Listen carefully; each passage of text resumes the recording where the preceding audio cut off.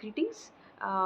इस वीडियो का टॉपिक है कि कभी कभी ऐसा होता है कि हम किसी काम किसी स्पेसिफिक गोल को अचीव करने के लिए, किसी स्पेसिफिक एम को अचीव करने के लिए अपना सारा एनर्जी, अपना सारा टाइम किसी एक चीज़ में लगा देते हैं और बाकी सारी चीज़ों से कट जाते हैं। तो इनिशियल फेजेस में तो हम किसी तरह एडजस्ट कर लेते हैं, लेकिन जैसे जैसे टाइम होता रहता है उसी काम में हमें बोर्डम आने लगता है या फिर उस काम को करने में हमारा मन नहीं लगता है। तो स्टोरी लाइन ये है कि अगर हम सारी चीज़ें छोड़ के किसी एक काम पे ही फोकस कर रहे हैं और वो भी काम ऐसा है जिसमें कुछ नया नहीं हो रहा, जिसमें हमें कुछ मज़ा नहीं आ रहा, जिसमें हम इंजॉय नहीं कर रहे, तो ज़्यादा चांसेस हैं हम उस काम में फेल हो जाएंगे। जैसे फॉर एग्जांपल कि अगर आप किसी कॉम्पिटिटिव एग्जाम की तैयारी कर रहे हो या फिर आप किसी किसी जैसे एक एक बहुत ही कॉमन एग्जांपल है कि वेट लॉस का। जैसे वेट लॉस में क्या होता है कि आप एक ही दिन मोटिवेट हुए और एक ही दिन आपने बहुत सारा एक्सरसाइज कर लिया या फिर बहुत सारा खेल लिया, उसके बाद आप नेक्स्ट डे उस काम को नहीं कर पाओगे। मतलब ज़्यादा चांसेस है कि आपको इतना दर्द हो रहा होगा, इतना ज़्यादा पेन, मतलब बॉडी पेन, मसल पेन, या फिर ऐसा कुछ हो रहा होगा कि आप अगले 6 दिन तक या 2-3 दिन तक आप नहीं कर पाओगे उस काम को, उस एक्सरसाइज को छोड़ दोगे आप। अब होता क्या है, जैसे जैसे ही होता है ना, जैसे कि जब आपने उस काम को किया लगातार, उसके बाद आपको नेक्स्ट डे दर्द होने लगा। अब वो पेन जो है वो मेमोरी में फीड हो जाता है। आप नेक्स्ट टाइम जब भी ऐसा कुछ करने का सोचोगे, वो पेन या वो जो है वो आपके सबकॉन्शियस में ऑलरेडी फीडेड है, वो आपको हमेशा रिमाइंड होगा। जैसे कि आप किसी भी चीज़ की फ़ोटो देखते हो तो वो नाम ऑटोमेटिकली आपके माइंड में आता है। जैसे कि आम का फ़ोटो देखा तो माइंड में आएगा आम, इस तरह से। तो उसी तरह से, या फिर अगर आप वर्ड को सुनोगे तो उसकी इमेज आएगी माइंड में। उसी तरह से जब भी आप ऐसा कुछ करने के बारे में दोबारा सोचोगे, तो वो जो दर्द का है, जो पेन का जो मेमोरी है, वो आपके माइंड में हाईलाइट होगा और धीरे-धीरे उस काम से आप कटना शुरू कर दोगे, राइट? अब होता क्या है, जब भी आप मोटिवेट होगे, तब बार-बार उसको काम को करने की कोशिश करोगे। जैसे कि आप किसी ने आपको बोल दिया कि आप बहुत बहुत हेल्दी हो, बहुत मोटे हो, या फिर आप एक किसी ग्रुप ने मिलकर आपका मज़ाक उड़ा दिया कि आपका हेल्थ को लेकर। अब आप जब भी मोटिवेट होगे, आप उस काम को करना शुरू करोगे, जहाँ आपने उस काम को एक्सेस में किया और वो भी इस तरह से किया कि आपको उसमें मज़ा नहीं आ रहा है, आप उसमें बिल्कुल भी मज़ा नहीं कर पा रहे हो। वो चीज़ आपके ऊपर एक प्रेशर की तरह है, बर्डन की तरह है। वैसे-वैसे उस काम से आप धीरे-धीरे कटना शुरू होगे, वैसे-वैसे मतलब वो चीज़ आपके ऊपर एक बर्डन की तरह होती रहेगी। और जब भी आप उस काम को फॉर श्योर ट्राई तो करोगे ही, अगर इम्पोर्टेंट नहीं होता तो आप ट्राई नहीं करते। मान लीजिए वेट लॉस का आपने ट्राई किया, आप हर बार बहुत ज़्यादा एक्सेस में कर लिया और वो दर्द होगा नेक्स्ट दिन। फिर क्या होगा, आप नेक्स्ट टाइम ट्राई करोगे तो उसका वो जो मेमोरी है पेन का, वो आपके ऊपर हावी होता रहेगा।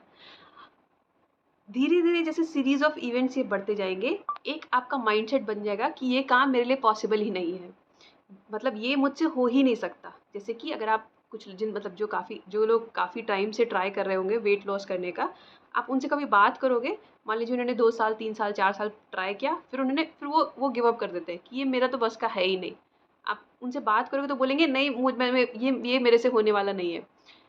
फिर उनके मतलब धीरे-धीरे उनके माइंड में आता है कि ये चीज़ मेरे लिए बनी नहीं है, मुझसे होने वाली नहीं है। ये एस्पेक्ट सिर्फ़ यहाँ तक लिमिटेड रहे तब भी ठीक है, लेकिन ये एस्पेक्ट फिर बाकी लाइफ़ की बाकी चीज़ों में आ जाता है कि अगर मुझसे ये नहीं हो पाया, फिर वो कभी और कुछ ट्राई करेंगे, फिर उसमें भी उनको ऐसा सीरीज़ ऑफ इवेंट्स आएँगे, फिर उनको लगेगा मैं लूज़र हूँ। तो मतलब ये जो लूज़र वाला टैग होता है ना, वो ऑटोमैटिकली आपके सबकॉन्शियस में फ़ीड होने लगता है। जैसे कि फॉर एग्ज़ाम्पल अगर जिन्होंने कॉम्पिटिटिव एग्ज़ाम की तैयारी की हो और उनका क्रैक नहीं हुआ हो, तो और स्पेशली मतलब वही बच्चे ट्राई करते हैं जो कि मतलब मोस्ट ऑफ द केसेस में वही बच्चे ट्राई करते हैं जिनका एकेडमिक बैकग्राउंड काफ़ी स्ट्रॉन्ग हो। मतलब 10th में, 12th में या फिर ऐसे कुछ करके उन्होंने काफ़ी अच्छा किया हो। वही मोस्टली ट्राई करते हैं ज़्यादातर। जो ऑलरेडी मतलब जिसने जिसने 10th-12th में फ़ेल हुआ है या फिर ऐसा कुछ हुआ है, वो बच्चे ट्राई नहीं करते ज़्यादातर जब तक उनको पेरेंट्स से पुश नहीं मिलता कि आपको ये चीज़ करना ही पड़ेगा। क्योंकि उन्हें पता है मेरे से होने वाला नहीं है, तो वो ट्राई ही नहीं करते।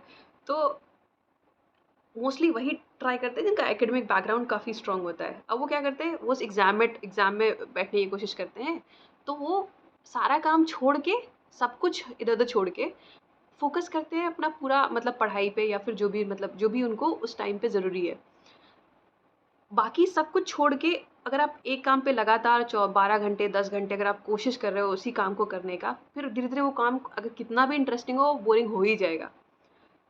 जहाँ वो बोरिंग हुआ फिर वो धीरे-धीरे ऐसे करते रहते हैं, मान लीजिए उनका एग्ज़ाम नहीं निकला, 1 बार निकला, नहीं निकला, फिर अगर वो ट्राई कर रहे हैं 2 बार नहीं निकला, फिर बाकी लोग जो बोल रहे हैं आस-पास के रिलेटिव्स या फ्रेंड्स या फैमिली वो तो अलग चीज़ है।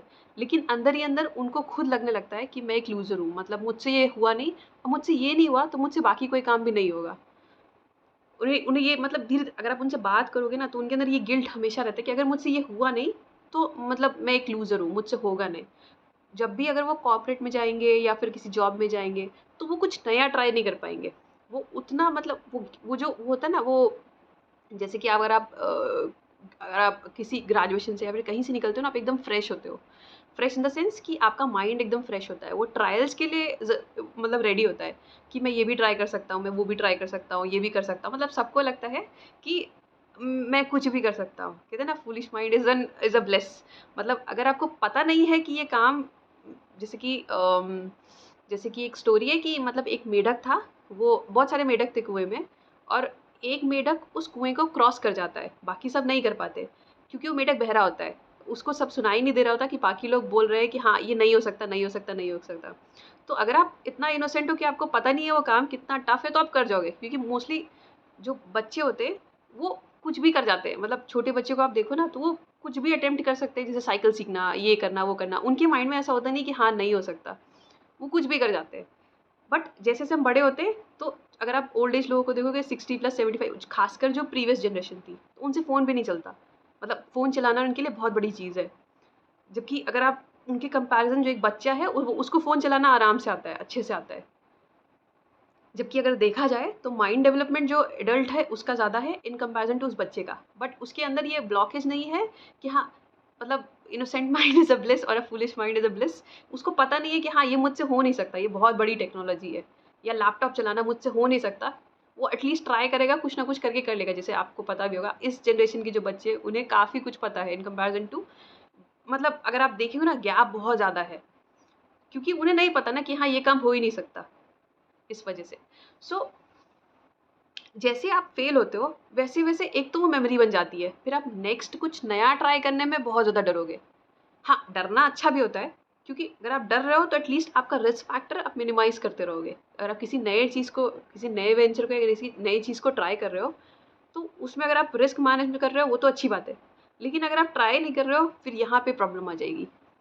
Thank you.